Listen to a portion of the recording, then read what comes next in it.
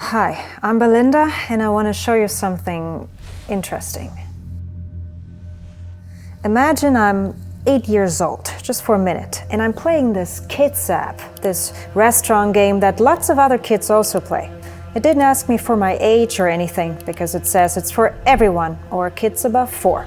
The game is fun because it does teach me how to manage a restaurant and keep my guests happy. But sometimes I run out of money, and to speed things up, I can watch or even play some really fun ads, which is fine. But the more I play this kids game, the stranger the ads get.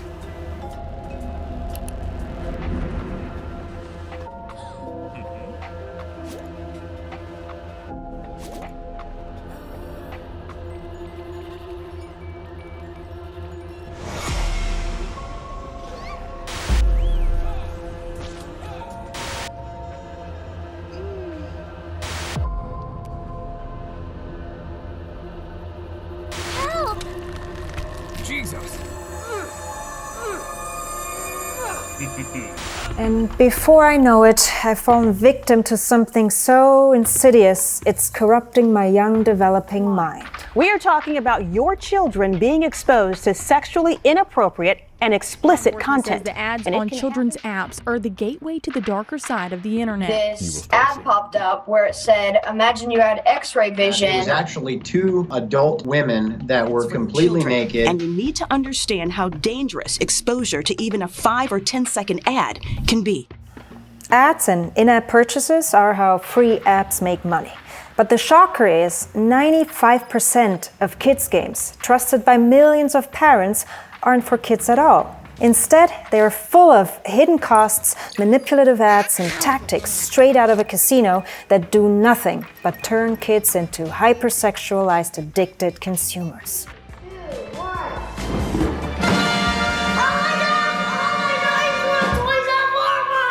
It's a huge problem because the impact is disturbing.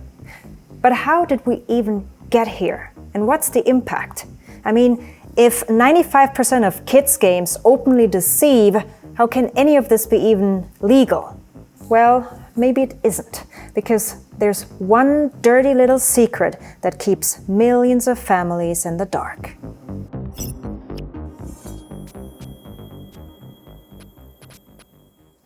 As the saying goes, if you're not paying for a product, you are the product. I know there are some really weird mobile ads out there, but I didn't expect to see so many inappropriate ads in educational kids games. Rated everyone, they're just teaching kids how to click, watch, and buy.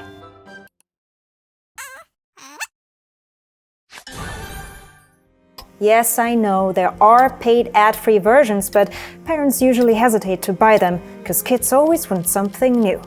So this freemium app model is very appealing and cashing in on even those who are aware of the problem. And the thing is, they get you because it's like the app is for free. But of course, my boy, he doesn't know. This game is designed for children. It's marketed to children. Yeah. And then there's a $100 thing in app. His son is one out of millions of kids unknowingly spending their parents' money through obscure ads, with bills racking up in the thousands, oftentimes just within a few days. But how can these ads possibly wield such power over young minds?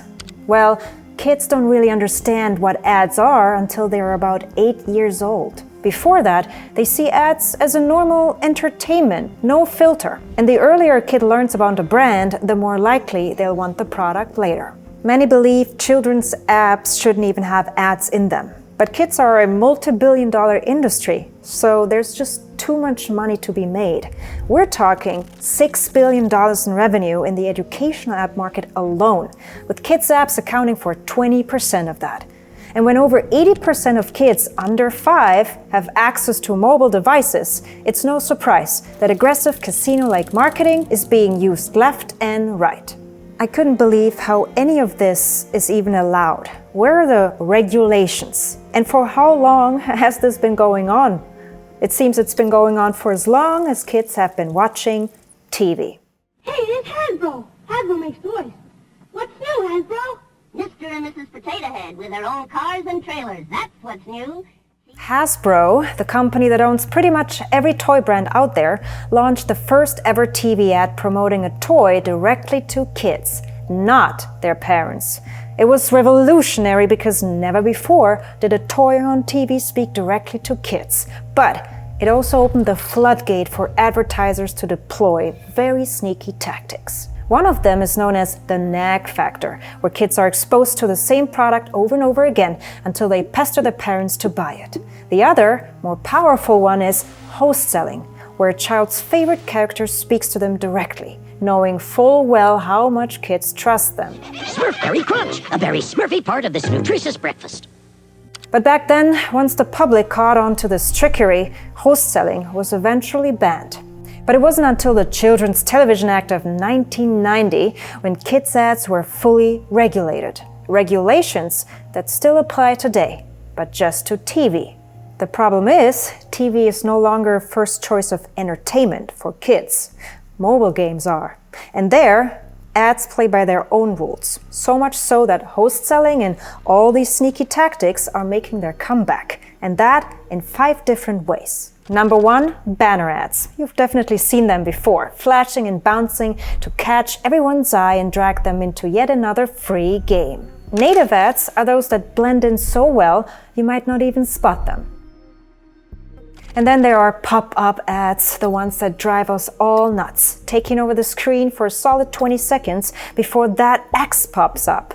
And even then, clicking on it takes you straight back to the store with a giant Get button waiting for you. But what's worse are these camouflaged ads, blending right into the kids' game. Shiny objects, gift boxes, in-game items, all ads in disguise. They're labeled ads, but how would a kid know that can't read? Now, the last ad type, man, that's the sneakiest, rewarded ads. These are ads that give kids in-game items for watching an ad. Some ads take it so far and guilt-trip kids for not watching, since they're letting their favorite character down if they don't. Others want you to watch 100 ads just for one super rare item. It's crazy. And what's crazier is that these rewarded ads give kids a sense of control, as if they're calling the shots, when in fact it's just classic conditioning. Watch an ad, get a treat. Don't watch, and you're letting your buddy down. These guilt-tripping tactics trap kids into a constant reward loop, and because their brains are still developing, these games literally set them up for addiction, depression, and low self-esteem. But guess which ads pay the developer the most? Yep, rewarded ads. That's why they pop up at every decision point in the game. But there's more than just ads at play. Almost every single kids app is designed just like adult casino apps. Item stores as landing pages, stimulating sound effects taken straight from casinos. Time-bound pop-ups asking you to come back soon or poor little Tom might starve. Timers everywhere, pushing for limited events or discounts. And if you linger too long in the item shop, some apps even ask you to put your money where my mouth is. It's disturbing, but true. And what many don't know is that most of these game companies hire specialized psychologists just to work on these persuasive tactics. Now, but that's just the tip of the iceberg. The real issue isn't just how these games manipulate, but what they expose. Strange, horny game ads flooding through kid-friendly games. Games that shouldn't even be played by adults, they're so bad. The amount of parents complaining about adult ads is endless, oftentimes with no response other than uninstall them, report it, or complain to the creator. Some of those games aren't even for sale, so there's no way to stop the ads. Others are so graphic, showing people literally jerking each other off, with sounds. Whether it's prostitution that's promoted to 4-year-olds, interactive story ads, or ads in which hubby is cheating on his chubby wife, the cases are disturbing. Parents desperately ask app stores to help, but the usual answer is, of course, the same. They're not responsible for these ads. The developer is. Hold on a second. The developer is responsible for what ads are being shown to kids? Really? Let's check it out. When a game dev launches a free app, they hook it up to an ad network, like a middleman between game and advertiser. As kids play, the app requests the ad network for ads. While the dev decides when ads pop up, they don't choose which ads. That's on the ad network. But then why do adult ads still slip into kids' games? Because of flaws in the system. Here's the thing. Devs are supposed to tag their app as child-friendly to comply with, let's say, Google's Families policy. But that tag doesn't block bad ads at all. It only tells advertisers not to collect the child's data, which is illegal. To really block them out, devs must take a few extra steps, but that's not something ad networks always clearly communicate. So much so, devs scratch their heads on forums as to why their games still show ads for adult dating websites despite the tag. Well, as I said, ironically, that tag has nothing to do with the content. It's only keeping advertisers from collecting children's data. And just like that, a game meant to be safe for kids is showing them things they shouldn't see because of system flaws. This way, no one can be blamed. If game devs, advertisers, and ad networks are all unaware, responsibility gets real blurry. But maybe this isn't just an oversight, but a system flaw by design. Look, I want to show you something. It's called the Big Catch Playbook. Created by Facebook, it tells advertisers how to overcome the challenge of fishing for the same players in a small pond. In other words, how to exploit player motivations through ads, also called baits. Google has its own Machiavellian playbook, The Winning Combination, a masterclass of manipulation with frameworks on how to turn users into spenders. And when you look at the bottom of the page, you see that this isn't just between advertisers and ad networks. It ropes in game developers too, like Taptail, now called Crazy Labs, the company behind some of the biggest mobile games for kids, all downloaded millions of times. Now, what does it tell you when all of this is coming from companies that struck a secret ads deal to target teenagers? From companies that told advertisers it can identify teens feeling insecure and worthless? From companies that track your data even when your phone's turned off? What does it tell you if all this is coming from companies whose kids' apps are spying on them? That's right, kids' apps are designed for one thing only: hook them with blatant ads and consumer tactics only to snoop on them. From names, phone and social security numbers to behavioral and financial data, these free kids' apps collect every click on a shockingly huge scale. All data they send to companies that track their deepest interests, and all that illegally. You see, the law in the US states that the collection of data from minors under 13 is prohibited. But by the time a child is 13, advertisers have already collected an average of 72 million data points about one single individual. How? Well, through a really giant loophole. Look, when you download a kid's app, you see an age rating that tells you if the content is appropriate.